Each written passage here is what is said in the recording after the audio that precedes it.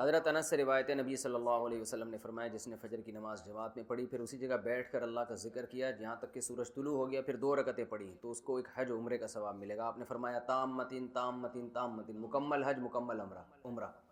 ابا رمسا، رسما نہیں رمسا. ہمیں امام نے نماز پڑھائی جن کو ابو رمسا کہا جاتا تھا، انہوں نے نماز پڑھائی اور انہوں نے پھر بتایا کہ میں نے اسی جیسی نماز نبی کے پیچھے بھی پڑھی تھی. اپنا واقعہ بتایا، کہتے ہیں جب میں نے نبی کے پیچھے نماز پڑھی تھی تو ابو بکر اور عمر رضی اللہ عنہما آپ صلی اللہ علیہ وسلم کے دائیں طرف اگلی صف میں کھڑے ہوتے تھے. ٹھیک ہے نا. وکان رجل قد شہد التکبیرۃ الاولی، یہ ایسے شخص تھے جو تکبیر اولیٰ میں شریک ہوا کرتے تھے. نبی صلی اللہ علیہ وسلم نے نماز پڑھائی، پھر دائیں اور بائیں طرف سلام پھیرا یہاں تک کہ ہم نے آپ کے رخسار کی سفیدی دیکھی. پھر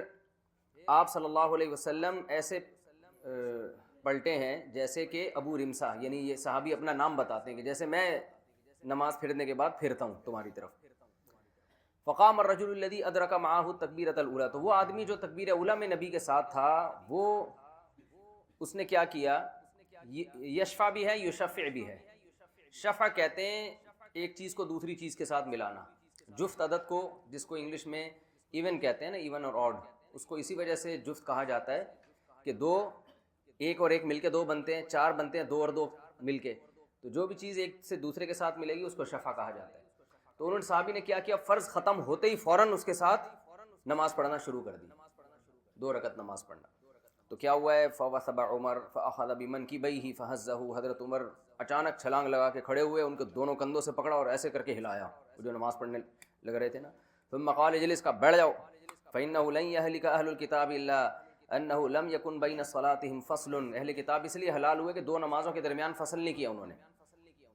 فرفع النبی صلی اللہ علیہ وسلم بصرہ، نبی نے اپنی نگاہ اٹھائی اور فرمایا اصاب اللہ بک، آپ نے درست کام کیا یا ابن الخطاب، اللہ نے آپ کو صحیح بات کی توفیق دی ہے. مطلب یہ ہے کہ فرض کا سلام پھیرتے ہی ایک دم نہیں کھڑے ہو جانا چاہیے، تھوڑا سا آپ توقف کریں. اب حضرت عمر نے اتنی سختی کیوں کی، اس کی بڑی وجہ یہ معلوم ہوتی ہے کہ اس زمانے میں اگر لوگ ایسا شروع کرتے نا، سلام پھیرتے ہی وہیں کھڑے ہو کر نماز پڑھتے، تو اس بات کا وہم ہونے کا خطرہ تھا کہ یہ بھی فرض کا حصہ ہے لازمی. لوگ دونوں نمازوں کو ایک سمجھتے. تو تھوڑا فصل ضروری تھا کہ بھئی یہ 4 رکعتیں یا یہ فجر کی 2 رکعتیں یہ الگ ہیں، اور فجر کے بعد تو نوافل ہوتے نہیں ہیں، ظہر ہوگی یا عصر ہوگی تو یہ الگ ہے، اور اس کے بعد والی نماز الگ. چلیں، یہ آسان ہے نا حدیث کہ ہمیں حکم دیا گیا 33 دفعہ سبحان اللہ پڑھا کریں. اور زید بن ثابت رضی اللہ عنہ فرماتے ہیں کہ نبی صلی اللہ علیہ وسلم نے، یعنی ہمیں حکم دیا گیا کہ ہم ہر نماز کے بعد 33 دفعہ سبحان اللہ، 33 دفعہ الحمدللہ اور 34 مرتبہ اللہ اکبر پڑھیں. انصار کا ایک شخص خواب میں آیا، فأتی رجل فی المنام من الانصار، خواب میں ایک انصار کا ایک شخص آیا اور قیل لہ، کہا گیا، جس کو خواب آ رہا تھا نا اس سے کہا گیا، امرکم رسول اللہ ان تسبحوا فی دبر کل صلاۃ کذا و کذا، تمہیں نبی نے اس طرح تسبیحات کا حکم دیا؟ انہوں نے کہا کہ ہاں. اچھا، قال الانصاری فی منامہ،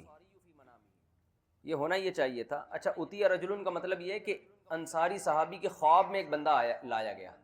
ٹھیک ہے نا. تو انہوں نے انصاری صحابی نے کہا کہ ہاں اللہ کے نبی نے حکم دیا. انہوں نے کہا فجعلوها 25 اس کو 25 کر دو، وجعلوا فیہا التحلیل، اور اس میں تحلیل یعنی لا الہ الا اللہ کا اضافہ کر دو، یعنی 25 دفعہ تسبیح اور تحمید کرو اور باقی 50 دفعہ لا الہ الا اللہ.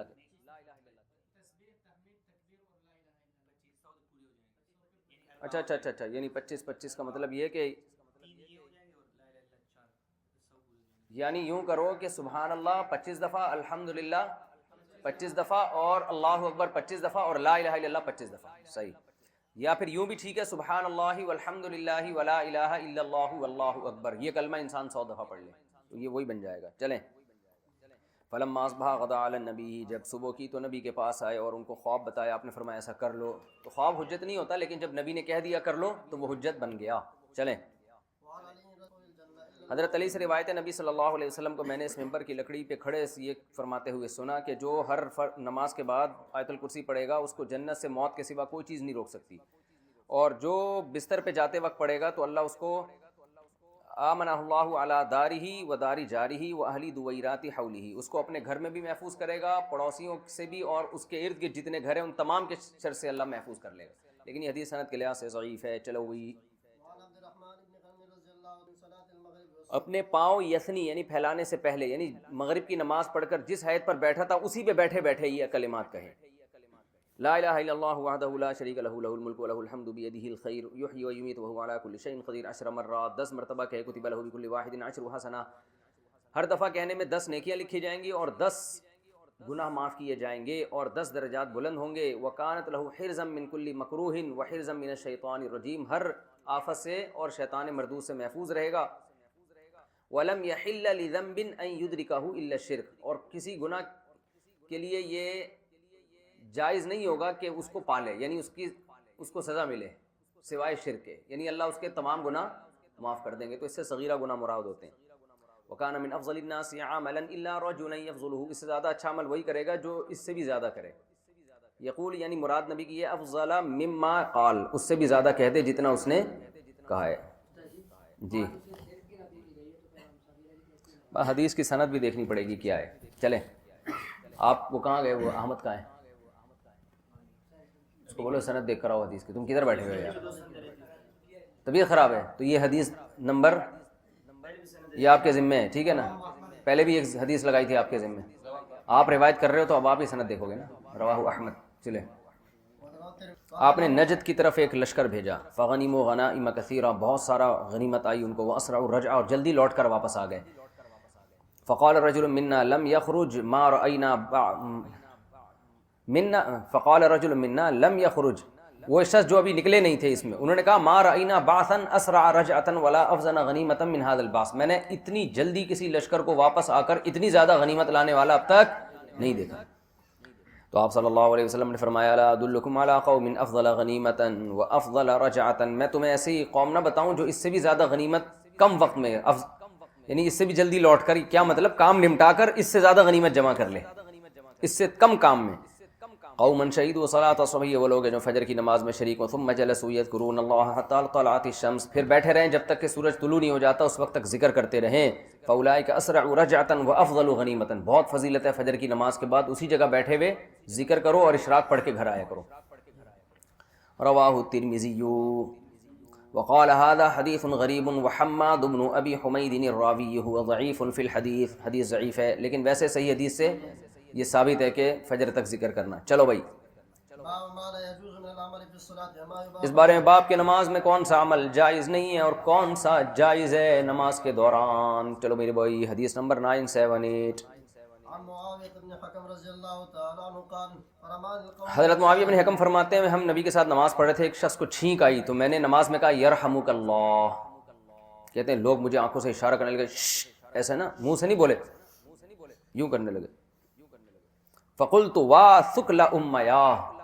یہ الف جب کوئی حسرت افسوس ہوتا ہے اس وقت لگایا جاتا ہے، اور